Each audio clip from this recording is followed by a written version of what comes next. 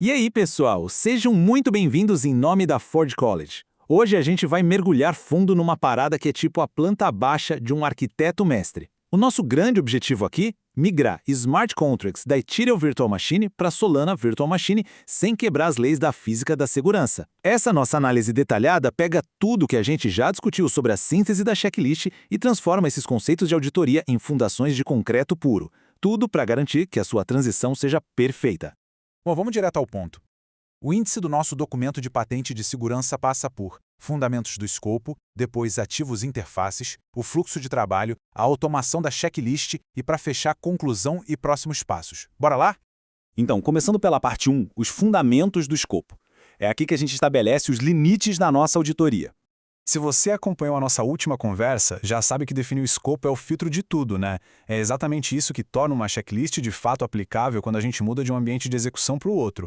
A grande sacada aqui não é simplesmente pegar e reescrever o código de uma linguagem para outra. A gente está falando de traduzir diferenças gigantes e complexas nos modelos de contas e de processamento para criar uma fronteira de auditoria que seja super rigorosa.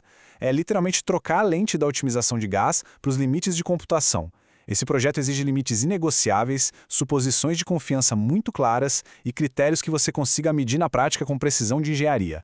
Passando para a parte 2, ativos e interfaces. Ou seja, definindo os materiais da nossa obra antes de procurar os problemas. Olha só, quando a gente migra para Solana, os ativos vão muito além de simples tokens que você transfere para lá e para cá. Eles são a espinha dorsal da integridade de todo o sistema.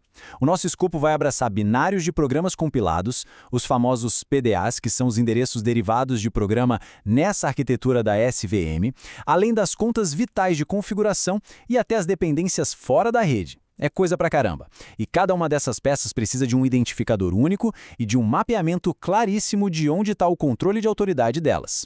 E tem um detalhe aqui que é um verdadeiro divisor de águas. A interface dita exatamente como a gente vai coletar as evidências de segurança. No ambiente da EVM, você está super acostumado com ABIs de contratos, funções com nome e aquele padrão JSON RPC de sempre, certo? Mas na SVM, meu amigo, o jogo vira de cabeça para baixo.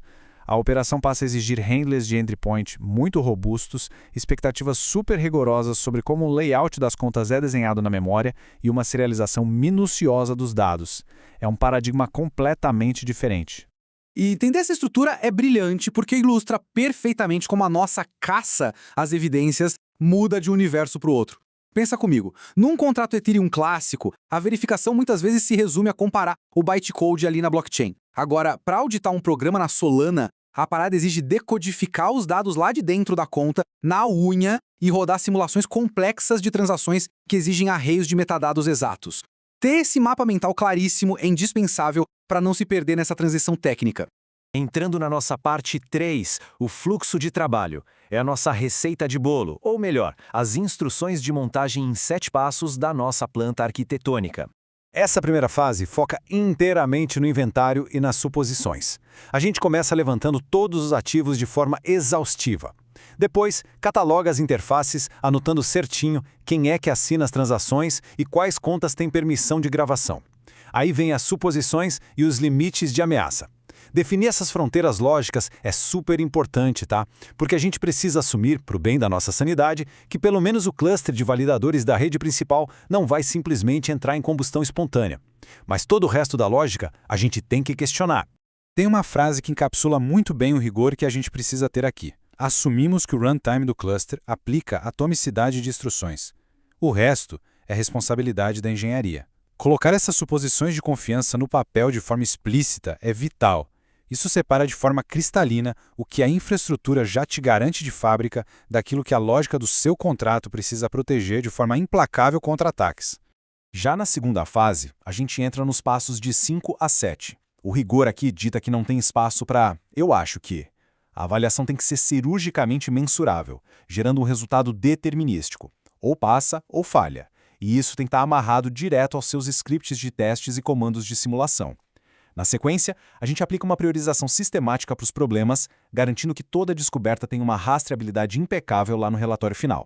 E o ponto crucial é como a gente classifica isso na prática. A gente usa os famosos buckets de prioridade. O nível P0 é aquele alerta vermelho total. São ativos que guardam fundos valiosos com interfaces públicas escancaradas. O nível P1 foca nos ativos que têm permissão, mas que se rolar um erro de configuração, causam um baita escalonamento de privilégios. E o P2 acomoda aqueles programinhas auxiliares que são mais tranquilos. Fazer essa triagem ajuda a gente a concentrar toda a energia mental em mitigar aqueles riscos complexos e super específicos da SVM, como aquelas colisões perigosas de PDAs. Seção 4. Automação da checklist. Chegou a hora de botar esse projeto no código. Tentar levantar e testar todos esses pontos de falha na mão para centenas de contas seria uma tortura, né? Então a ideia aqui é entender a lógica de automação. Imagina uma função bem desenhada, tipo em Python, que centraliza tudo. Ela captura cada verificação da auditoria e empacota tudo num formato JSON padronizado, já puxando os metadados, as interfaces, as regras. Isso transforma aquele monte de anotação numa checklist robusta que qualquer sistema de integração contínua consegue ler numa boa. O pulo do gato nessa estruturação está justamente nos parâmetros. A gente falou tanto sobre inventário e fluxos, e olha como tudo se amarra. Cada entrada carrega o ID dela, o ID do ativo, a interface exata, as suposições de confiança, o critério de sucesso do teste e, claro, a prioridade. A maravilha de ver isso funcionando é que cada parâmetro mapeia perfeitamente aquela nossa teoria direto para o código prático. É a engenharia ganhando vida. E finalmente chegamos na parte 5. Conclusão e próximos passos. É o nosso momento de inspeção final estrutural. Para você não esquecer e consolidar tudo antes da gente ir de fato para um mapeamento de vulnerabilidades, guarda essas 3 lições de ouro. Primeiro, o princípio da rastreabilidade. Numa auditoria séria, não pode ter espaço para adivinhar qual artefato foi testado. Tudo tem que estar conectado. Segundo, a disciplina das suposições. A rede assume pouca coisa por você, então deixa suas garantias de contorno muito explícitas. E terceiro, a verificação mensurável.